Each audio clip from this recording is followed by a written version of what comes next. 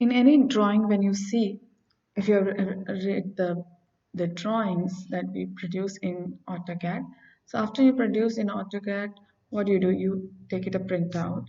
Okay, so if you take it printout, the sheets will be like A3 or A0 or A1, A2 sheets, right?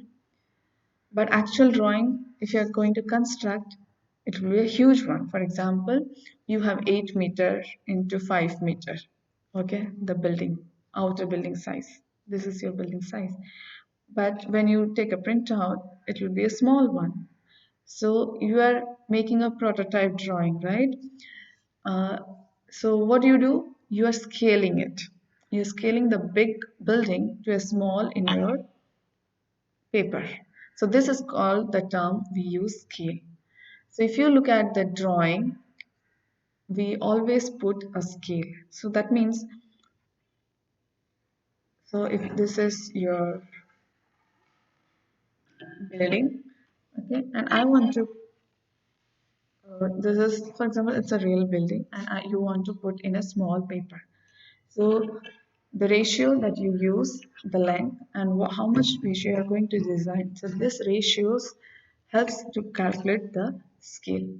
So if you are putting the scale as 1 is to 100, that means in the drawing in your paper, okay, that you have taken print out, 1 centimeter, if you look at 1 centimeter is equal to, in real case, 100 centimeter.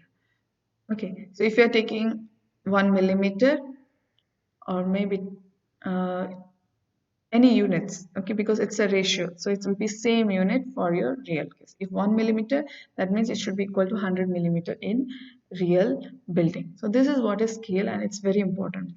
So in AutoCAD, you have a command scale, SCALE, that also helps you to while making the drawing to increase. For example, if you want to increase the door size, you want to increase the text size also, you can use this term scale. So if the scale term, the scale command, you're giving scale is equal to 1. That means the same size, it's not changing. Okay, the size is not changing, it's not increasing or decreasing. For example, you have a door, you are scaling it.